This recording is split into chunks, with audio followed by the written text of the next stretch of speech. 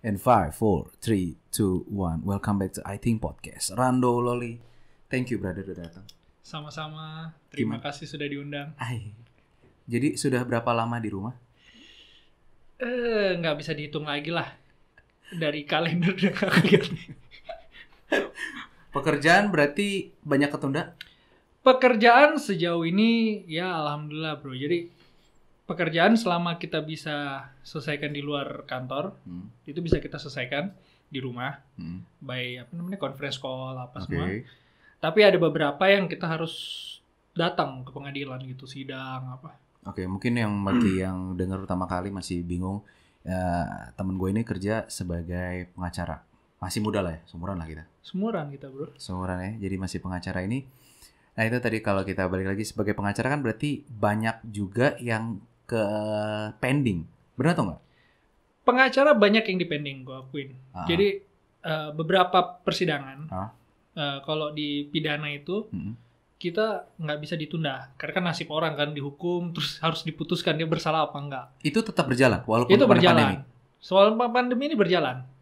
Malah banyak yang langsung di video call sama hakimnya. Jadi hakimnya di pengadilan, pengacaranya di kantor pengacara, tersangka, terdakwa tetap harus datang di kantor JPU. Di kejaksaan. Ada juga yang di Polres. Tergantung macam-macam. Nggak, jadi kemarin itu kasus itu jadi yang kalau orang bilang kerja video call segala macam, jaksa pun juga kemana nih kayak gitu? Ada bro. Itu jangankan gitu. Yang lagi ngetren tipikor nih, korupsi KPK. Itu ada sampai jadi jaksanya di mana online-nya, hakimnya di mana ya, pengacara. Karena yang tadi lo bilang nggak bisa dipending. Nggak bisa dipending. Kan kalau di pidana itu semua dia ada praduga tak bersalah. Jadi orang ditangkap, kita menganggap dia nggak bersalah. Oke. Makanya jaksa menganggap kita harus membuktikan dia salah. Sedangkan pengacara kan kita membela hak-haknya. Yeah. Nah, makanya harus segera diselesaikan. Jadi dia ini bersalah apa enggak gitu. Itu makanya akhirnya nggak bisa dipending. Iya, kalau kayak perdata yang sengketa tanah apa itu masih bisa dipending, bro. Jadi memang harusnya jalan terus. Cuman kadang-kadang kita bilang yang mulia ini karena situasi PSBB apa semua. Oke, kita tunda ya. Kita mundur 2 minggu. Jadi ada lah waktu mundur. Nah, lo sendiri sebagai pengacara biasanya kasus apa yang lo pegang? Kalau gue kebanyakan perdata bro. Jadi sengketa-sengketa tanah, sengketa-sengketa hutang, yang gitu-gitu biasanya. Masih jalan kemarin? Masih. Gak ada yang ke pending? Yang ke pending satu dua lah. Berarti cukup berdampak juga dong ya? Berdampak bro. Buat kasus berdampak juga? Berdampak banyak. Gue akuin selama COVID ini, mungkin bukan pengacara aja, tapi banyak yang berdampak di pengacara itu banyak. Oke. Nah, ini yang menarik adalah buat gue juga, kenapa pengacara yang lo pilih? Karena kan sekarang kan image-nya dengan ada Instagram ini, orang melihat bahwa pengacara paling sukses adalah di Hotman Paris. Sehingga kan berngiang-ngiang kayak, jadi pengacara tuh enak banget, sukses kaya raya seperti itu. Ya, salah satunya gue akuin. Gue memang cita-cita pengen pengacara itu, gue gak akan naif ya. Gue pengen kayak Hotman. Gue pengen kaya gitu kan, dengan yang bergaya walaupun norak. Parlente. Iya, parlente dan norak. Guling-guling di depan rumah. Yang penting banyak duit. Tapi ada satu hal juga, kadang-kadang gue pengen membela orang gitu. Kan kadang-kadang kita lihat ada orang yang sebenarnya nggak salah. Ya, cuman momennya aja dia orang benar yang di tempat yang salah, itu aja menurut gue. Itu makanya orang bilang bahwa kadang-kadang hukum di Indonesia masih abu-abu. Iya. Dan gue perhatikan rata-rata kalau kita baca undang-undang nih, sebenarnya pasal-pasal itu ya abu-abu. Ya kalau lo lihat dari sebelah sana bisa benar, lo lihat sebelah sini, itu kan merugikan. Ya ada juga pasal. Itu makanya kadang-kadang juga yang kalau kita nyambung ke sekarang undang-undang ITE, itu banyak banget yang bilang kayak undang-undang ITE kan masih abu-abu banget. Ya. Berarti itu yang tadi lo bilang ya, dari secara hukum pun juga, dari posisi ngeliat pun aja juga jadi berbeda. Kekuatan hukumnya juga jadi berbeda.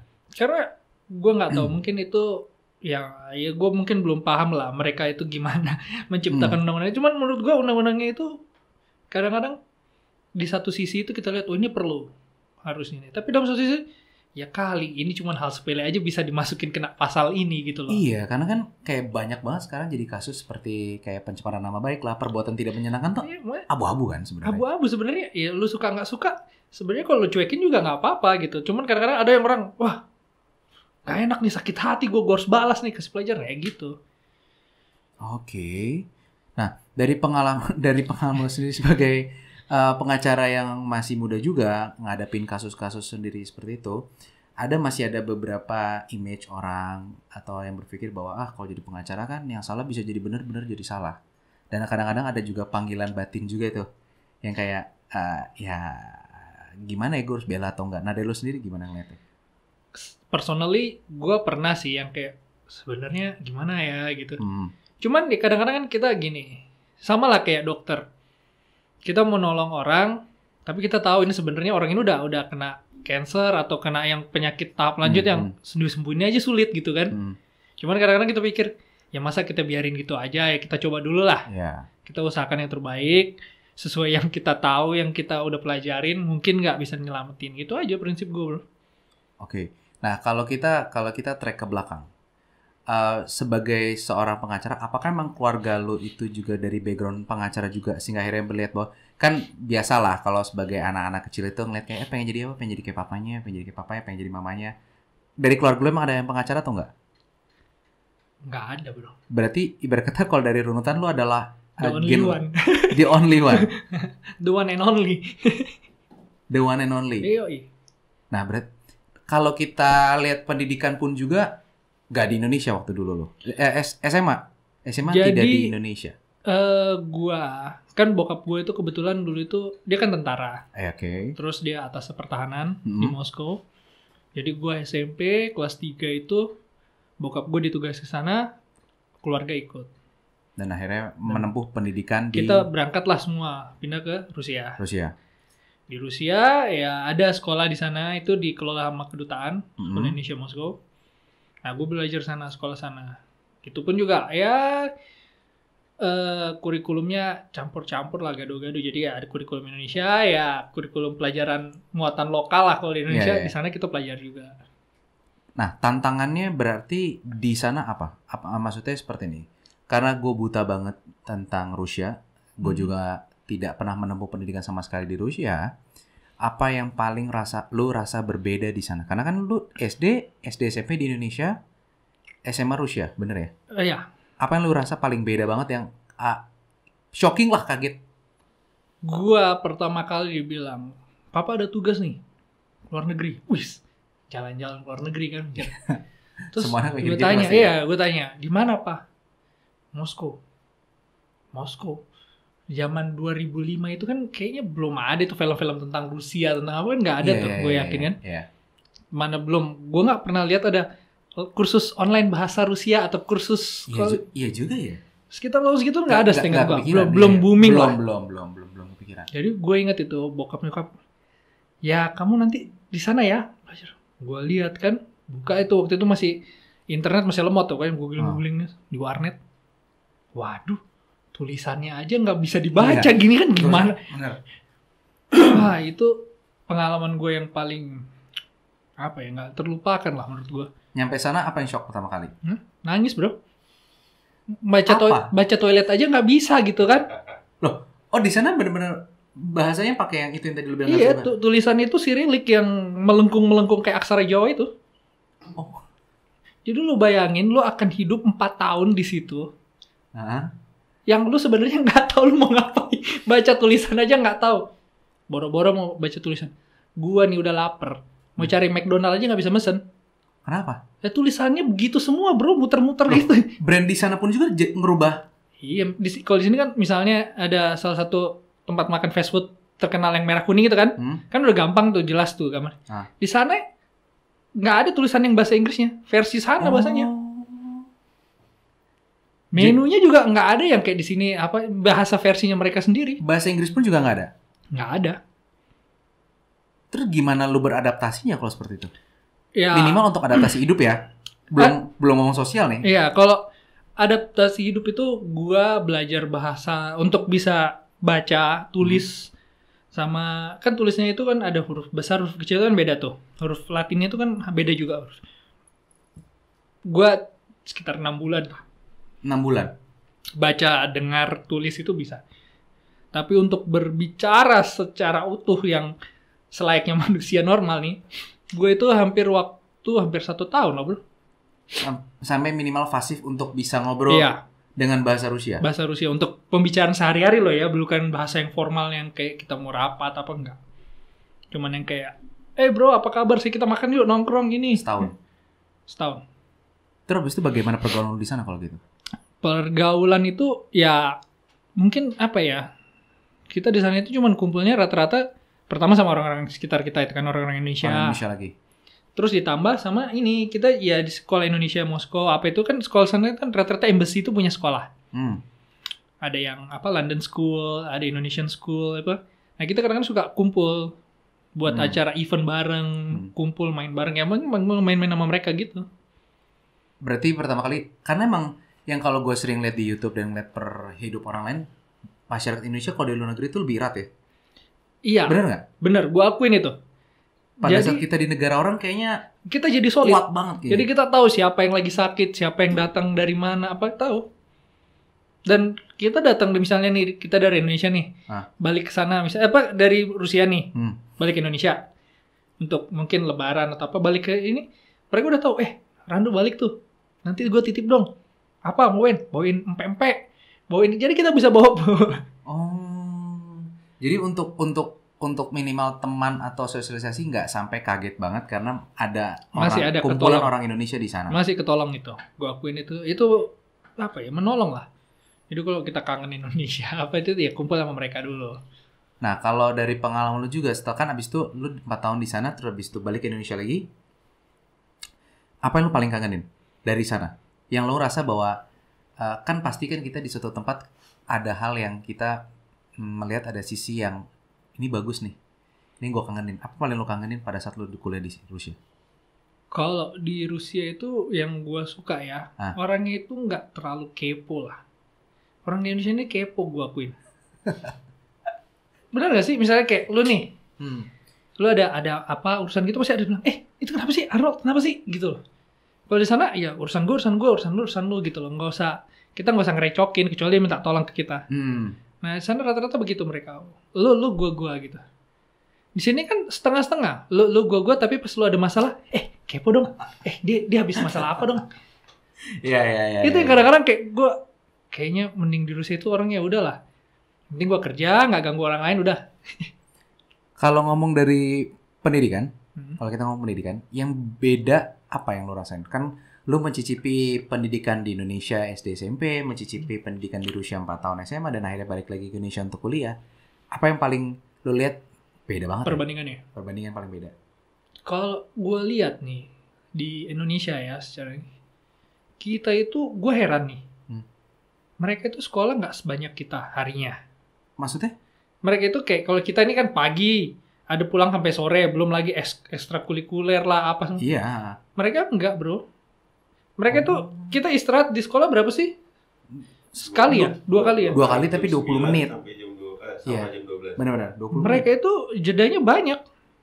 Pagi, siang istirahat, nanti sore istirahat. Itu pun juga istirahatnya juga lama. Dan mereka bisa main di taman apa.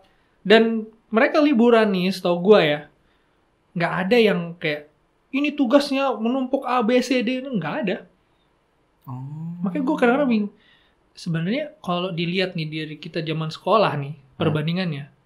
Harusnya kita lebih pinter daripada mereka. Iya ya. Gue mikirnya cuma gitu doang. Kenapa kok kayaknya mereka lebih pinter daripada kita? Padahal mereka belajarannya nggak sebanyak itu. Karena yang lo ceritain ini juga mirip kondisinya seperti kayak adik gue. Adik gue dulu pas SMP dan SMA-nya itu di sekolah National Plus. Itu emang di sekolah dia tidak membiasakan anak itu menerima PR atau tugas di rumah. Karena dari pihak sekolah bermindset bahwa ya kalau lo belajar di sekolah, pulang, lo mencari apa yang lo suka, apa yang hobi lo, apa minat lo, dicari habis pulang sekolah. Iya. Iya. Gue aja kayak melihat mereka gini, liburan. Summer liburan, apa semua. Dan mereka benar-benar liburan ya libur. Mereka mau jalan keliling Eropa, mau nyebrang ke negara tetangga atau apa.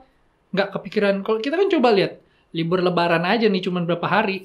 Tugasnya itu banyak banget ya. Jadi liburan ini sambil bawa tugas, ngerjain di jalan. Iya, di Indonesia kan rata-rata kayak dari gue SD, SMP, SMA kayak gitu. Nah, makanya gue kadang-kadang mikir, kenapa kita nggak lebih pinter dari mereka? Perasaan belajar kita lebih baik. Nah, yang lu lihat apa bedanya? Yang lu alami kan, pasti kan selama 4 tahun itu kan, lu juga pasti ada interaksi dengan orang-orang Rusia juga kan? Ada. Teman-teman dari Rusia segala macam. Apa yang lu lihat beda yang membuat yang seharusnya kita ini kan harusnya lebih pintar daripada mereka dong? Iya, kayak salah satu yang gue inget gue terakhir itu, dia tanya, kamu kelas berapa ini sekarang? Oh, di Indonesia kita kelas 12 kan, kelas 3 SMA. Dia bilang, wow banyak sekali kelasnya. Kita cuma sampai kelas 11. Saya mikir, waduh, kok kita... Oh iya. SMA dia 2 tahun ya kalau? Gue nggak tahu deh. Pokoknya mereka itu, hitungannya gimana, pokoknya pas dia masuk university itu kelas 11, terus habis itu udah siap-siap university. Oh, berarti dari jenjang kuliah juga, dari jenjang pendidikannya pun saja dia lebih singkat daripada kita. Iya. Makanya gue bingung kan, mereka ini dikit-dikit liburan, summer liburan, winter ada libur lagi, pokoknya libur mulu kerjanya. Sekolah juga nggak lama-lama. Kita coba sudah tiap hari 7 hari sampai hari. Iya, karena waktu dulu temen gue juga sempat kuliah di Singapura, terus habis tadi juga di Aussie. Mereka sendiri aja itu kaget dengan sistem pendidikan di Indonesia. Kenapa? Karena waktu gue ingat banget waktu SD, ini kejadian waktu gue SD, ada teman gue pindah dari Australia, pindah ke Indonesia. Mereka tuh kaget ngeliat mata pelajaran kita tuh yang udah lebih berat dibanding negara mereka. Yang kayak, di Indonesia nih kelas 3 SD, 4 SD udah diajarin ini. Nah, sedangkan negara gue tuh belum. Nah, mereka aja kaget. Dan di situ gue juga mikir kayak, orang Indonesia tuh sebenarnya harusnya bisa lebih baik dibanding negara lain. Harusnya. Nah, terus habis itu sampai suatu saat, gue nggak tahu dari pengalaman lo di luar negeri atau gimana, tapi dari bagaimana gue ngobrol sama teman-teman gue, akhirnya gue ada menemukan satu alasan yang akhirnya, mungkin seperti ini nih. Karena ada beberapa orang berpikir bahwa di Indonesia emang kita itu dari SD sampai SMA itu kan dihajar pendidikan berat banget. Iya. Tapi kita lupa untuk diarahkan sebenarnya minat kita tuh apa. Iya, gue akuin. Nah, mereka itu rata-rata gue lihat, mereka itu langsung diarahkan. Beda dengan kita kan, cokokin aja dulu banyak. Ya. Nanti selesai lulus kuliah, nah terserah kalian mau apa. Nah. Itu yang gue masih nggak paham. Itu yang makanya bikin yang akhirnya tuh teman gue pun juga yang kuliah di Singapura sama Australia adalah mereka melihat perbedaannya adalah bukan orang Indonesianya sebenarnya tidak pandai orang secara kita dari SD sampai SMA tuh kemampuan kita itu harusnya di atas dari negara lain. Harusnya. Tapi pada saat itu yang kita lupa adalah kita ada pembentukan, misalnya contoh pembentukan karakter karena kayaknya sampai hari ini sekolah-sekolah melupakan hal-hal pembentukan karakter tersebut karena yang dihajar adalah ya pintar segala macam. Nah, ada juga akhirnya gue ketemu sama temen gue juga melihat bahwa sistem pendidikan Indonesia dari SD sampai SMA-nya bagus, pas di kuliahnya tiba-tiba turunnya jauh. Sehingga makanya banyak anak Indonesia yang kuliah di luar negeri. Karena gue juga balik lagi, mungkin kita akan bertukar pikiran adalah kalau dari pengalaman temen gue, di luar negeri itu dari SD, SMP, SMA adalah lu mencari minat lu tahu dunia luar seperti apa, kuliah, belajar yang paling pintar. Karena apa? Lu udah paham minat lu kemana, pengennya apa, lu bisa kerja. Kalau Indonesia kan dibalik. Diisi dulu nih. Baru nanti kuliah bisa sendiri. Yeah. Di Rusia seperti itu nggak? Rata-rata begitu gue lihat teman-teman gue. Jadi mereka udah ke jurusan misalnya kayak gue memang suka sains. Udah diarahkan sekolahnya. Kalau kamu sains, kamu suka yang begini, di begini. Kamu pelajarannya kamu ambilnya ini. Begitupun juga sebaliknya misalnya, saya sukanya seni. Saya sukanya art history. Oke, mereka sudah ngarahin. Dari kita masih duduk di bangku SD, SMP lah. Itu sudah mulai diarahkan. Oke. Kalau kita diarahkan ya pas lulusan habis coret-coret baju. Iya, makanya kadang-kadang baru mengarahkan sendiri kemana. Benar. makanya itu juga kadang-kadang yang masih gua kasihan juga melihat di generasi mungkin ada di kita adalah banyak dari mereka yang kuliahnya apa, akhirnya nanti kerjanya apa. Iya. Karena di satu sisi mungkin mereka menemukan passion mereka atau mereka menemukan apa yang mereka suka pas lagi di bangku kuliah nih. Karena kan kalau di Indonesia di bangku kuliah inilah kita mulai belajar bersosialisasi, berteman. Karena dari pengalaman gue sendiri aja, dari SD, SMP, SMA, kerjaan kita habis sekolah, terus habis itu les. Ya. Karena untuk mengejar ketertinggalan kita di sekolah. Sehingga akhirnya waktu kita udah full, kita nggak ada sempet untuk kayak bergaul banyak, ngomong, sosial nggak ada. Tapi pas kuliah kan kita akhirnya ketemu dengan banyak orang, kegiatan baru. Dan akhirnya, itu yang gue rasain, yang gue akhirnya suka sedih juga ngeliat kayak mereka sendiri. Bukan berarti juga sih pada saat kalau kita kuliah sama dan kerjanya sama itu akan dibilang sukses. Enggak.